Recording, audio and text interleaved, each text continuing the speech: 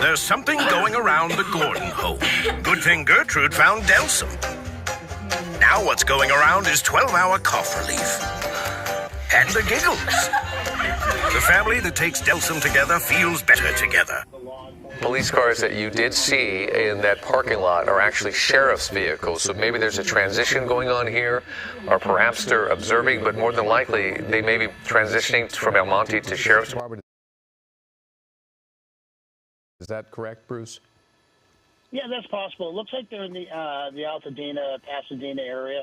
So in this case, the sheriffs are probably a little more familiar with the area, have maybe a better manpower pool, because ultimately in these hills and canyons, like we've already seen, he runs into a gated community and runs into dead-end street. Mm-hmm. Okay, so here he is driving at Ridgeview Drive. You could see it's a bit of a choppy drive right there with a lot of potholes, etc. It's also extremely dark. Let's see if he even knows what he's doing. There's another gate there. He's pulling. He didn't stop. He reversed, and he's retracking his course and heading back down to Ridgeview Drive the way he came. Very dark over there, so it's tough to see, and you get almost the impression, Bruce, that he doesn't really know where he is because he keeps having to backtrack. Yeah, that's my guess, being up in the hills there. What we saw early on in Pursuit that was broadcast on KABC, Air 7 showed where the actual sheriff's units kind of blocked the street, forcing the suspect over a spike strip. So that seems to be a new tactic and tool, which was very aggressive, but it worked. All right, so a spike strip could be a possibility because he's retracking where he's coming from, although how are you going to know that? I mean, he's not necessarily doing a common pattern. It just seems like he's meandering because he's a bit lost.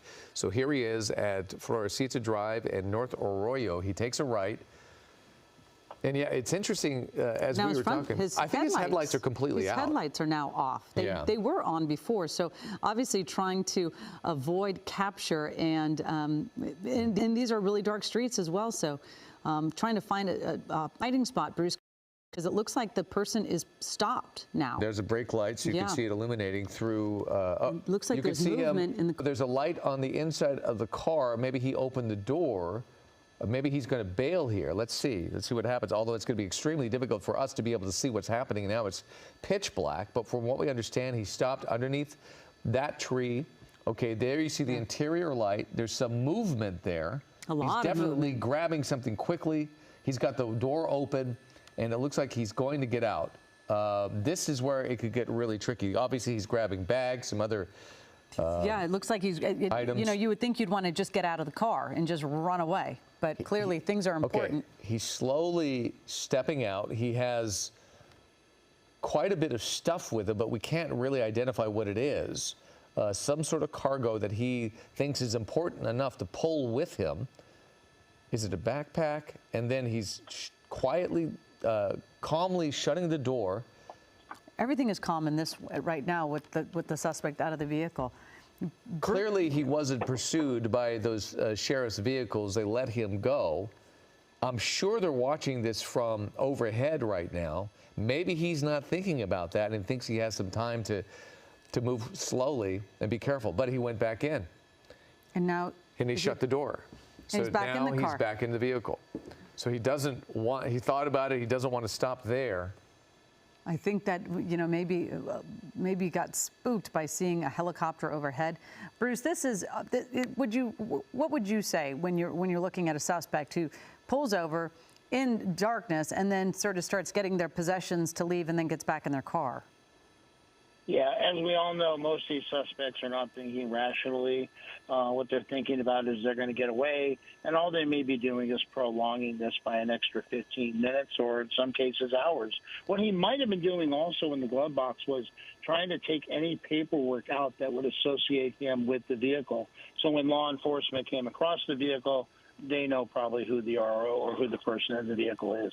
Yeah, and we still have not received any information on why they first tried to pull him over or anything about the vehicle itself. All we got was perhaps there is a possibility of him being an armed suspect, which is a bit scary when we see him getting out with a lot of items that he's carrying. Nevertheless, he's back in the car. His rear lights are not on. His headlights are on. And he is slowly now driving down Casitas Avenue. Yeah, it's interesting. Oh, I'm sorry. No, go what ahead. I was Go going to say ahead. is, oh, sorry, Colleen. I don't know if law enforcement's gone into a surveillance or a tracking mode because I don't see any police vehicles in his general vicinity.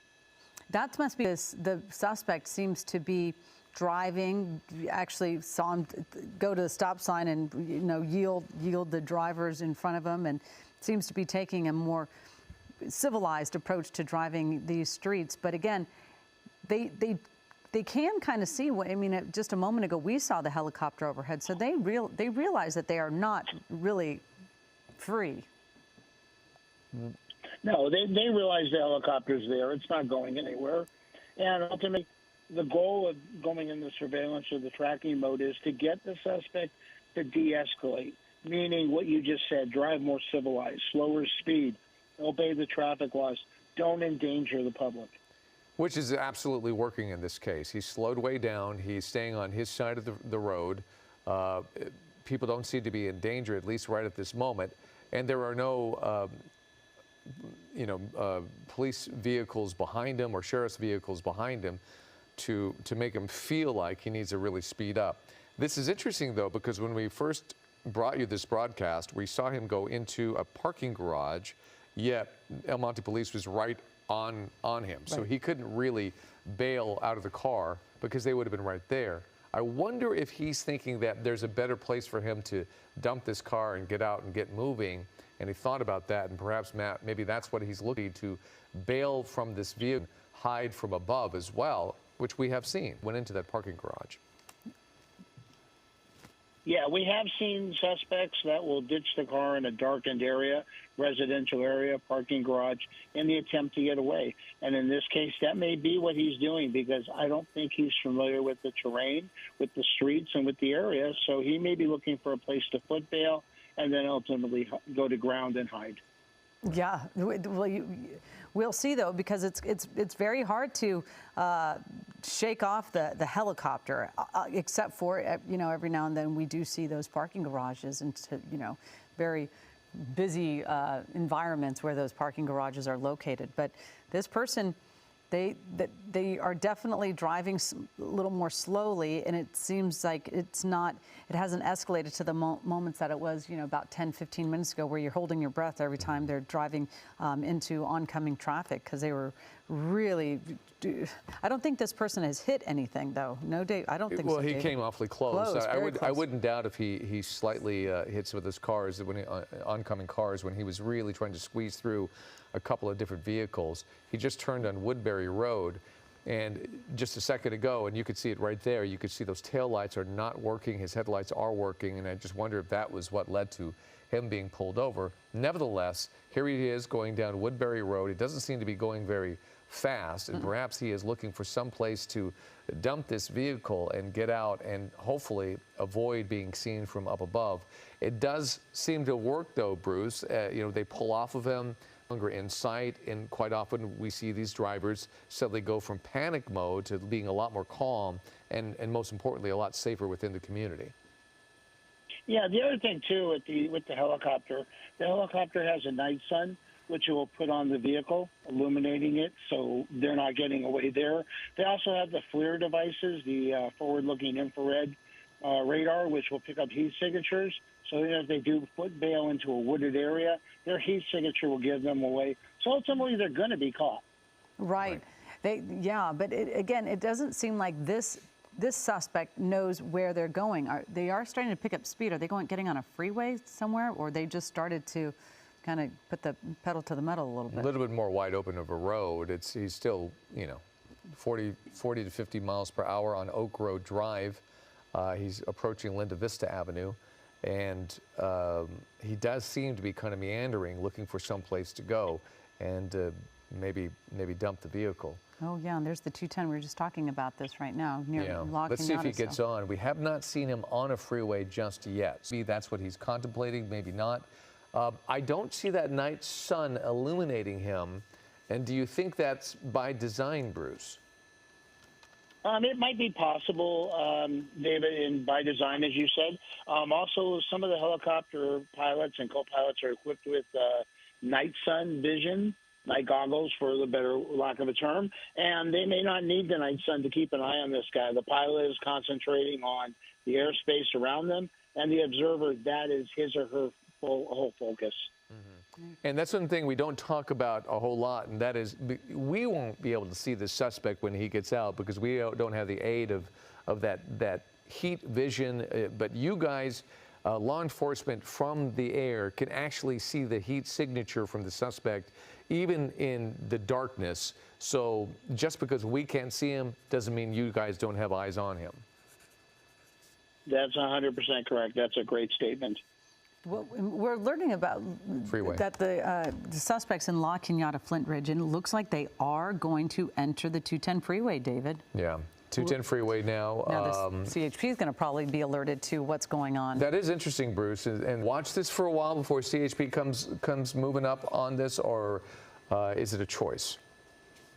Well, what they'll do is you have the helicopter who's basically calling the pursuit, meaning if there were police vehicles behind this person, the helicopter's calling the direction of travel, the speed, cross traffic, those things. So in this case, the helicopter or the sheriffs have put out the CHP, hey, we're adjacent to your area, and we may be entering your area, and if we do, we may be requesting mutual aid and possibly for you to take over the pursuit. Yeah, well, and again, it's kind of interesting. It's 5:34 right now, and the 210 is traffic is certainly flowing, because on many nights at this time there would be quite a bit of traffic on our local freeways, being that it's 5:30, because it's holiday, it's sort of holiday light type of traffic. But again, we're watching this. We'll see if it's always an interesting way to see that the CHP, when they get involved, because they have their own load of choreographed moves where they come on, they switch. It's always interesting to see how all the different jurisdictions and their law enforcement agencies handle pursuits. The good thing is he's on the freeway. He is going at he was going at a safe speed. Now he's starting to pick things up. But you notice he was kind of tracking along with that 18-wheeler for a while.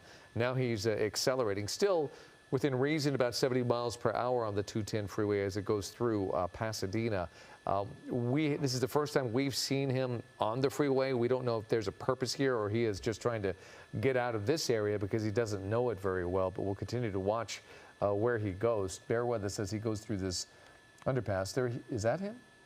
No, wow, that's hard to... There he is. He doesn't have the taillights on. So that's it. That's the vehicle right there. The headlights are on. The taillights are not working.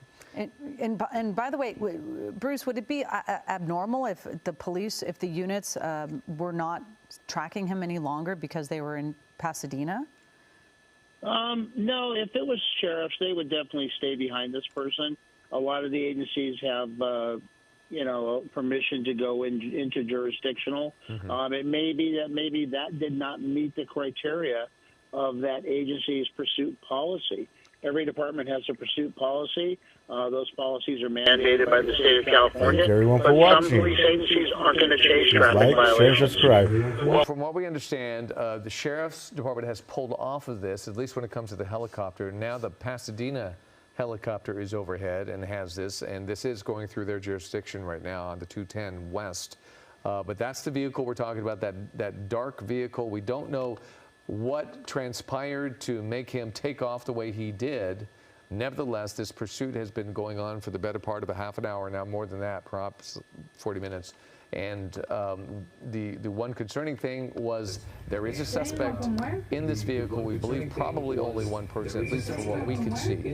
And they say the possibility is that he is armed. We did see him eventually get out of the vehicle, pull some items with him, but suddenly decide to change his mind, get back in the car, and get going again. And here we are, as we saw him being very dangerous in surface streets, but since being on the freeway and it's pretty wide open, and since officers have pulled off of him and they are no longer right behind him, he seems to be more in tune with abiding by the law. All right, and we're going to probably stop some of our live coverage of us talking about this on Eyewitness News at 5 o'clock. We are going to keep our Air 7 HD overhead tracking this pursuit, but we are going to continue with some more news of the day. Bruce Thomas, thank you as always for joining us as we move forward.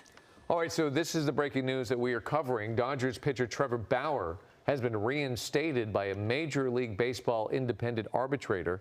This allows a pitcher to resume his career next season, and Bauer was suspended 2 seasons ago in April for violating the league's domestic violence and sexual assault policy, and this after a woman accused Bauer of beating and sexually abusing her last year. Bauer denied any wrongdoing. The Dodgers have until January 6th to keep Bauer or cut him.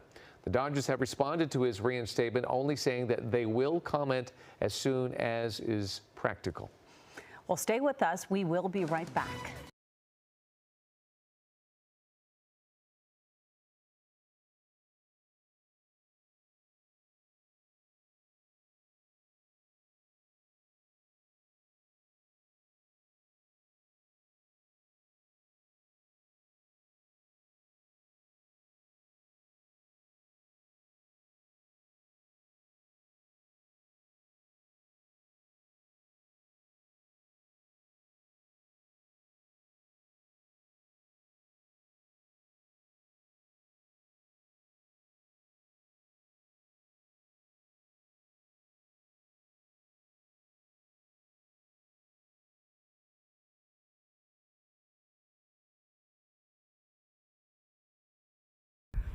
Hold on, guys. Let me figure this out. Can you go get them, please? Hold on, guys.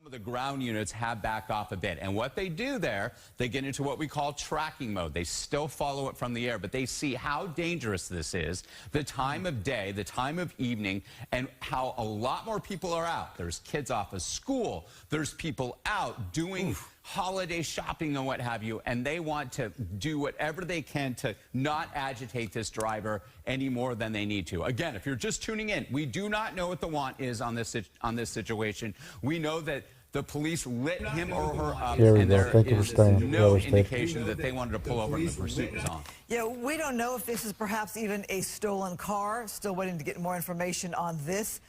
With those speeds, though, that driver, very dangerous. The roads, though, have been really wide open as we've been watching this pursuit in the 5 o'clock hour. Normally, you think of very busy rush hour. But because this driver has covered so much territory, hard to predict where they're going to lay out a spike strip even, Rick. A lot of real estate has been covered here, but they're staying off the freeway. They are the closest to the 210, the Foothill Freeway, and the 110, the Arroyo Grande, the oldest freeway in Southern California, if you want to look that up for history keeping sakes. But the bottom line is that this individual is driving at a very high rate of speed through lights, and I do not see any units behind him or her. We don't even know who is being pursued at this time and why they were being pursued in the first place. But the bottom line is this is a very dangerous situation on a holiday evening here in Southern California. And Rick, part of the reason, as you know, that they often go to that tracking mode is that they hope that the driver will slow down if they don't have a bunch of black and whites behind them. But they're not. He or she isn't, right? Yeah, it doesn't seem to be working that way. They just now have a lot better chance of potentially getting away. Yeah, exactly. And I always throw out statistics, but our officers, our sheriff's deputies are so good and dialed in trying to bring these incidents to an end here as that car took a hard right there. We'll see what happens. 18%, at least in the Los Angeles area, 18% do get away, the vast majority on motorcycles, into parking structures and what have you. But right now, they're tracking this from the air. They are still on the ground. There's a lot of intel that's going on. No, it's not and they're recording. gonna try It's to live. Bring this individual Live right now. to a safe stop to get him or her off the road. I'm wondering, though, with that 18% figure that you say get away, do they get caught for something else in the long run? They don't know their neighborhood. They don't know that neighborhood. So, Is you it know a gated community, how maybe? we do say that sometimes they go into areas where they're familiar with. Not here at all, because so clearly they encountered a situation where they had to do a U-turn, and that's what's happening on this neighborhood. And it's Sunset Ridge in Pasadena there, and that's an area that has a lot of ins and outs with the 210 freeway, as I said, with the 110, the Arroyo, and a lot of side streets as well. There's a unit right there. Yep, but that's the first one that we saw. Yeah, Because the and other, you slowing wonder if- down. Let's see what happens. It's turning right. And again, why they do this, why they are handling themselves this way, it's all about what they're feeling at this moment and trying to get away if they want to, if they haven't got into their mindset to give up. But I do not think that this individual knows the neighborhood very well, just based upon his or her driving. Right, and as that vehicle drove back, you really did get a sense of the tracking mode, that there weren't a bunch of black and whites behind him or her. Last night at 10 o'clock, we were all together. If you may have been watching us live at 10 o'clock last night, where there was like 20 cars behind a vehicle that was driving like 4 or 5 feet at a time.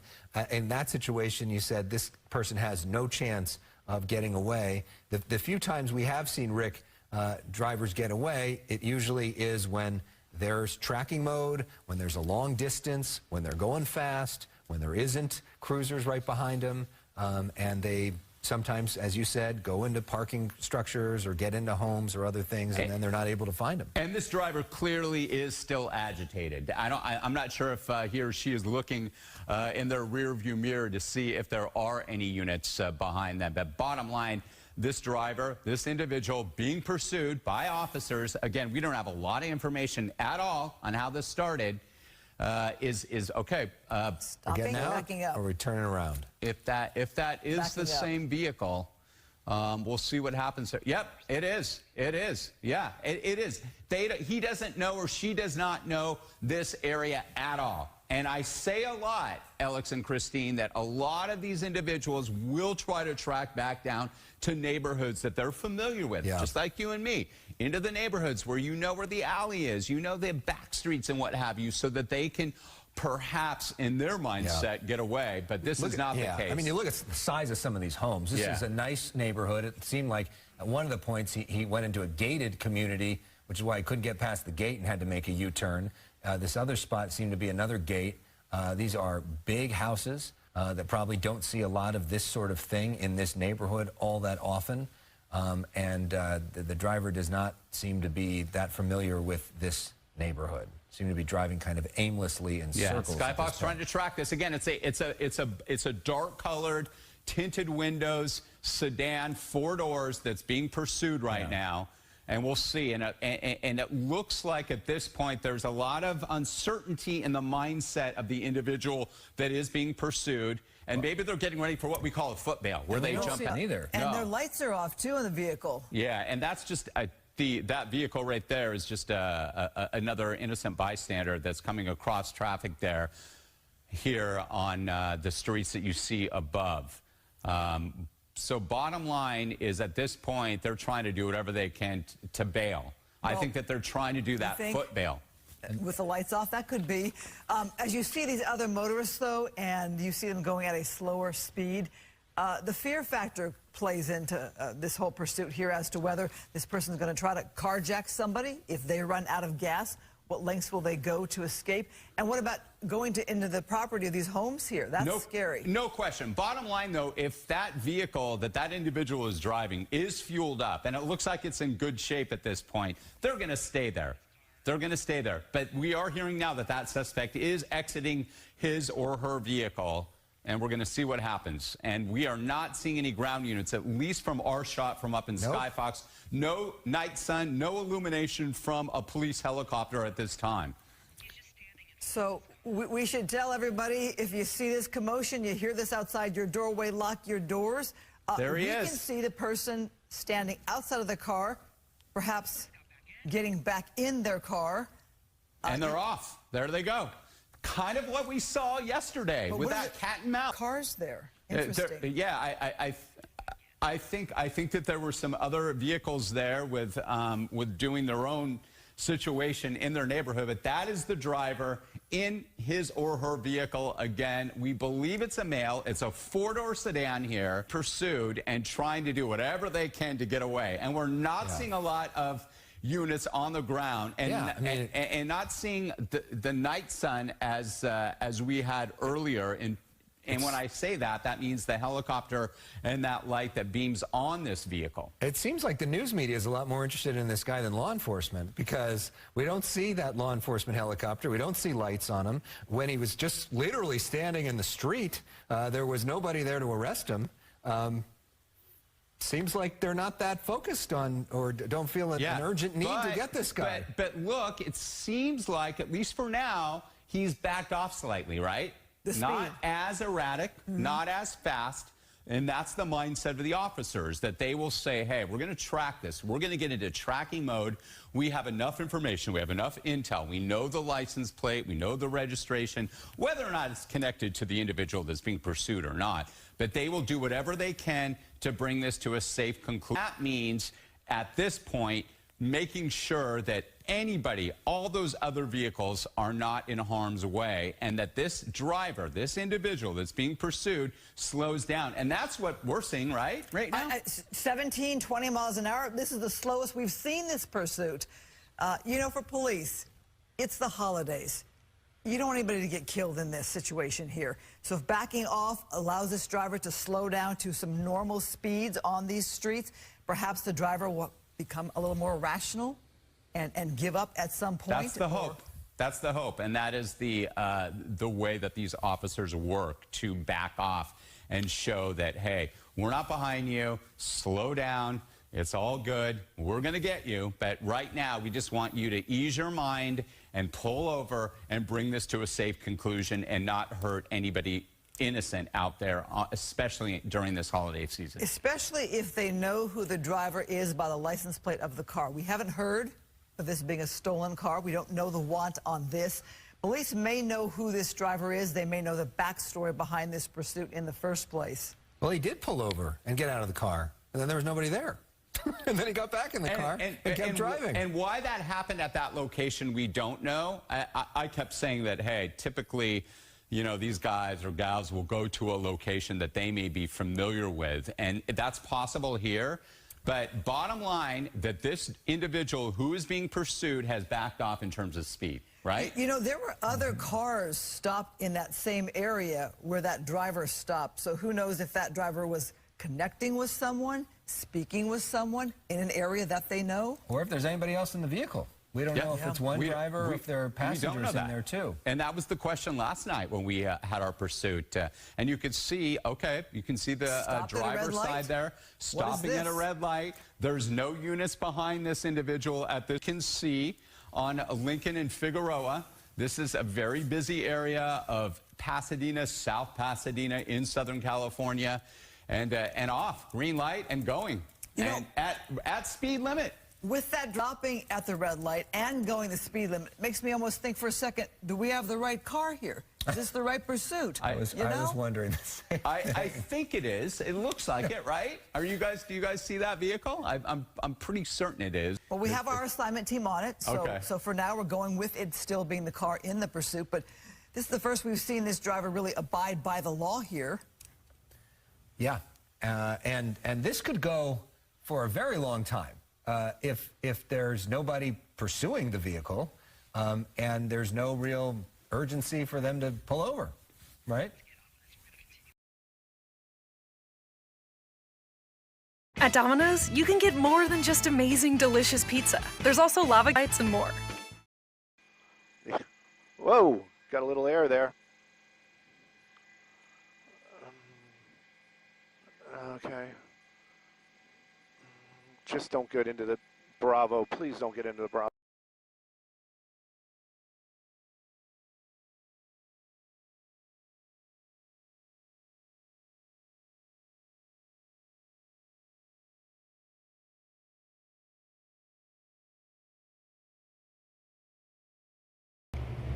I have no idea what the fuck happened. Hold on.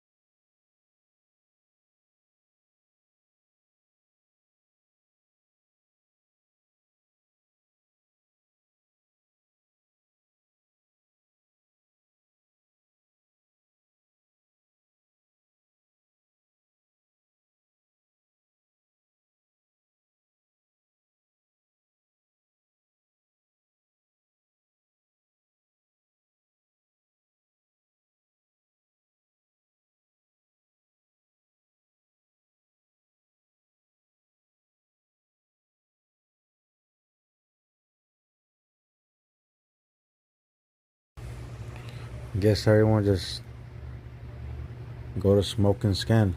Guess everyone just.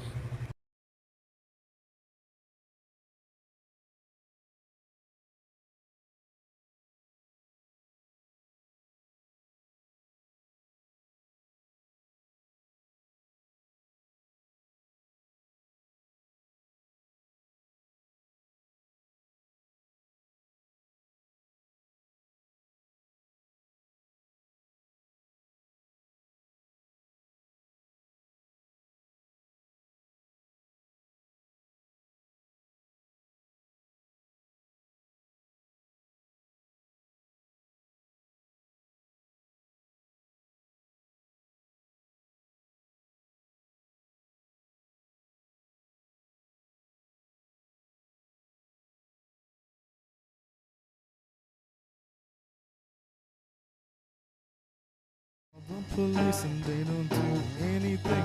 People committing crimes and getting away with it, but they'll arrest you or me. They don't care about us. So much trash, it doesn't matter. You or me, everyone splatters. Broken window,